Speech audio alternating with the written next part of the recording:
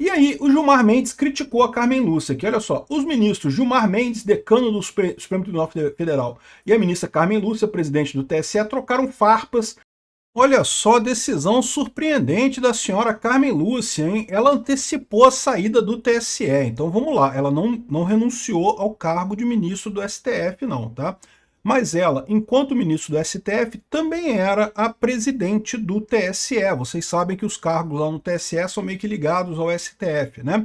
E ela seria presidente do TSE até o mês de junho desse ano, ou seja, ela só passaria o cargo para o Nunes Marques, que será o próximo presidente do TSE. A gente sabe, né, que o Nunes Marques será o presidente do TSE durante as eleições desse ano. Mas, na verdade, ele já ia pegar a coisa já no finalzinho, né? Porque aí depois, julho já é, na verdade, agosto já é o registro de candidatura, e depois o horário eleitoral, você já está em cima da pinta para a eleição, e que entrar o Nunes Marques. Aí ela tomou uma decisão surpreendente. A Carmen Lúcia saiu do TSE e passou o cargo para o ministro Nunes Marques. Ela diz que ela ficaria até 3 de julho, ou seja, ficaria no mês de junho inteiro, aí só em julho que ela passaria para o Cássio Nunes, ou seja, o Cássio Nunes já entraria em cima da hora de fazer a eleição, né? Ela disse que o objetivo foi tranquilizar a eleição, porque, né, para garantir que vai ser tudo feito direitinho, não sei o que lá. Eu tô achando que a Carmen Lúcia tá com medo dessa eleição, hein? E eu acho que tem razão. Por quê? Porque o Lula tá ficando desesperado, o Lula tá vendo que vai perder essa eleição, vai ser um pega para capar nessa eleição, e um sintoma disso é que já estava o Gilmar Mendes brigando com a Carmen Lúcia sobre o TSE. Vamos entender essa história aqui. Por que a Carmen Lúcia saiu agora, né? Estranho isso, né? Eu sou Peter Turguniev, obrigado aí o pessoal que sugeriu notícias lá no nosso site, no visãolibertaria.com. Oi amigos, tudo bem? Aqui é Maurílio. Dá uma força para o nosso canal, se inscreve aí, deixe seu comentário, curte nosso vídeo, foi feito com muito carinho para vocês, tá bom? Muito obrigado pela ajuda, fiquem todos com Deus. Então tá aqui, ó, a Carmen Lúcia antecipou a saída dela do TSE, renunciou à presidência do TSE, cara, que coisa, né? É uma coisa impactante, cara. Né? Esses ministros costumam aproveitar esses cargos, porque é aquilo que eu falo para você, tudo lá em Brasília é política. E tem muita troca de favor, né? A moeda da política é um favor, tu faz um favor aqui para ganhar um favor mais na frente, né? Esse tipo de coisa não deveria ser assim que deveria funcionar, não, tá? As coisas deveriam funcionar de acordo com a lei, deveriam todas as decisões ser feitas com base na lei.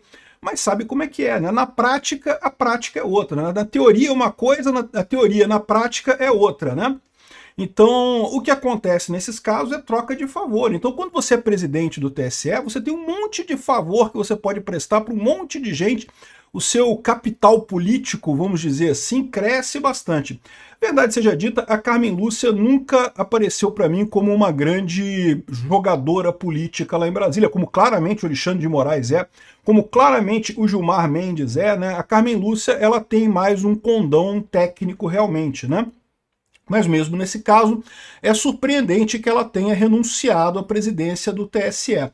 E não tinha ninguém falando sobre isso, não tinha nada falado sobre isso, nada combinado, ela do nada agora decidiu renunciar à presidência do TSE. Eu tenho para mim que a situação no STF deve estar meio em termos de pega para capar. O pessoal lá está preocupado. Eu estou falando para vocês que tem alguns sinais de que a situação do Xandão lá, a situação do Xandão já está ruim há muito tempo, né? Mas chegou num limite que o pessoal lá já está começando a soltar a mão dele, né? E talvez nesse desespero todo, está todo mundo querendo dar um jeito de se preservar nisso daí, né?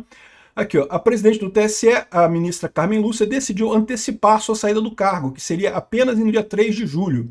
Então ela teria ainda o mês de abril inteiro, o mês de maio inteiro, o mês de junho inteiro, teria 3 meses ainda de presidência do TSE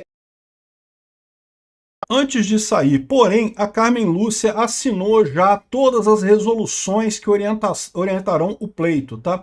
É normalmente nessa época do ano mesmo, tá? É março que o TSE define tudo que vai acontecer na eleição, libera uma resolução que diz todos os parâmetros da eleição, né? Sempre em março, e tá aqui, ó, no dia 4 de março, ela já fez isso. Então ela já definiu como é que vai ser a eleição esse ano, né? Então isso ela já fez, essa parte ela já fez.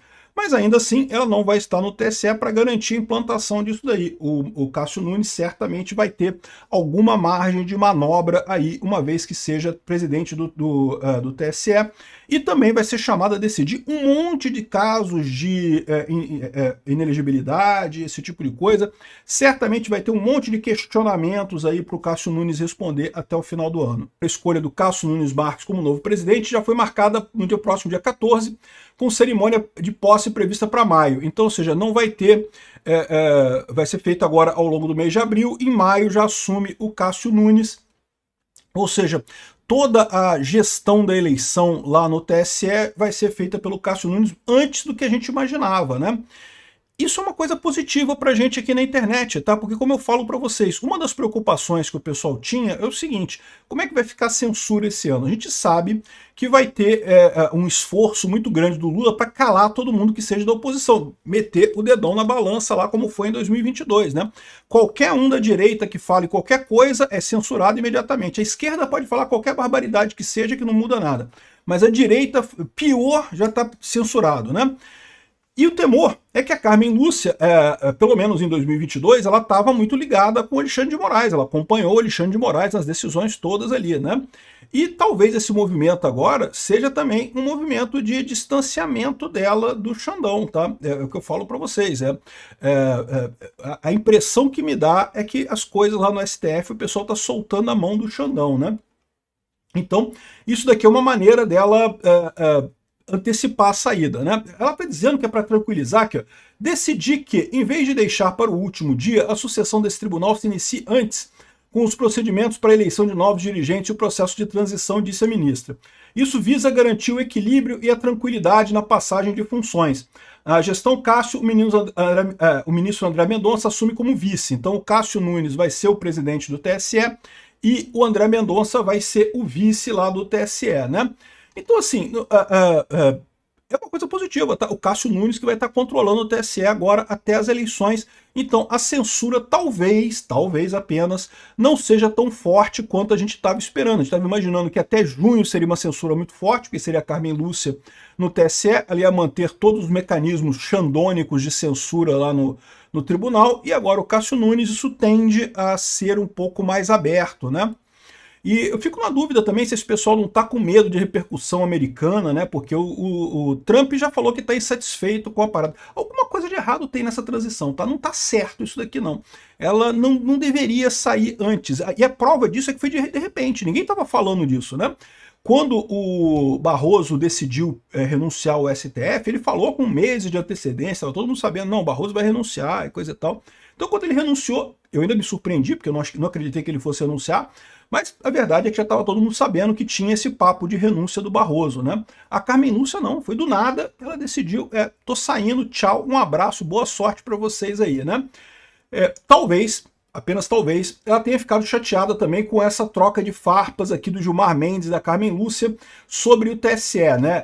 Tá rolando uma ação lá no TSE de certa repercussão sobre aqui a situação do Rio de Janeiro, né? O Rio de Janeiro está em mecanismo ANCAP avançado, vocês sabem, né?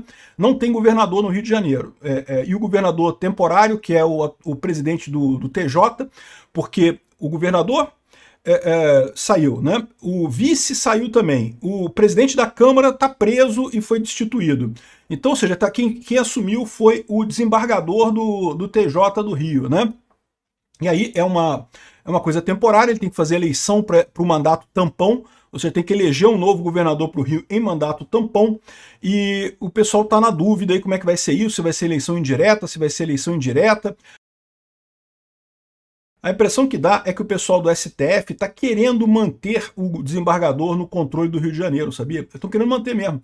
Porque já poderia ter assumido o presidente da Câmara, porque já foi eleito um novo presidente da Câmara, então ele já poderia ter assumido a presidência o governo do Estado, mas aí o pessoal do STF falou que não pode, que vai ser o desembargador mesmo, não sei o que lá.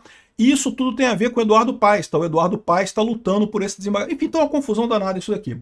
E aí o Gilmar Mendes criticou a Carmen Lúcia, que olha só, os ministros Gilmar Mendes, decano do Supremo Tribunal Federal, e a ministra Carmen Lúcia, presidente do TSE, trocaram farpas na noite da quarta-feira no julgamento que vai definir a sucessão do governo do Rio de Janeiro. Nos primeiros minutos da sessão, o ministro criticou o timing do TSE no julgamento que condenou o ex-governador Cláudio Castro do PL. O processo teve início em 2022, na primeira instância, mas só começou a ser julgado no tribunal em novembro do ano passado e terminou em março, após 2 pedidos de vista e do recesso do judiciário. E aí o decano falou, não, eu queria fazer uma consideração à guisa de problematização que marca esse julgamento, que é a questão da sua duração no tempo, começa em novembro e se estende até os nossos dias, o fato que acaba por gerar problemas, como nós estamos vendo agora, não sei o que lá, ou seja, ele criticou a Carmen Lúcia. Acho lindo. Repara que o clima não tá bom lá no STF, não, tá todo mundo brigando com todo mundo, meu amigo. A Carmen Lúcia tá vendo que a coisa tá ficando estranha, fala, ih, eu vou sair desse negócio do STF, porque do TSE, porque não sei se tá muito certo não, né? Aqui, ó. Certamente, se o julgamento tivesse ocorrido antes, se tivesse havido embargos de declaração, nós não teríamos essas dúvidas que são extremamente relevantes. A presidente do TSE não deixou a crítica sem resposta. A ministra relatora liberou e imediatamente foi colocado. Houve um pedido de vista. A vista foi devolvida em uma quinta e eu imediatamente pautei para a primeira sessão subsequente, uma terça-feira. Houve novo pedido de vista e de público naquela sessão. Ficou combinado que haveria um prazo menor, não de 30 dias, para evitar eventual renúncia fosse debitada nessa conta. Fica parecendo que ficou na gaveta que não se tomou providências, esclareceu a ministra. Ficou chateada com Gilmar Mendes. O Gilmar Mendes brigou com a Carmen Lúcia lá, pô, tá todo mundo nervoso lá na STF, cara. No STF o pessoal tá nervoso, bicho. Eu acho que é uma coisa positiva pra gente aqui, tá? Há uma expectativa de que a censura nessas eleições seja um pouco menor com o Cássio Nunes. A gente sabe que o Xandão preparou todo um equipamento de censura lá no TSE, mas certamente sem alguém lá para ficar incutindo o pessoal, né? Vai lá, bota o dedão na balança lá, proíbe o bolsonarismo lá, não sei o que lá, talvez essa censura não seja tão preocupante quanto haveria antes, né? E talvez também a gente esteja vendo aí um descolamento da Carmen Lúcia, do Xandão e desses problemas toda, a problemática toda nisso daí, né? Ela tá com medo de ser acusada depois de ter deixado os Bolsonaro voltar, né?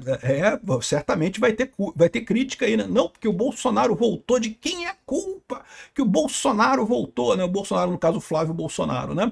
Mas de certa forma o Bolsonaro vai voltar também, todo mundo sabe. Essa tentativa deles de destruir o bolsonarismo falhou completamente.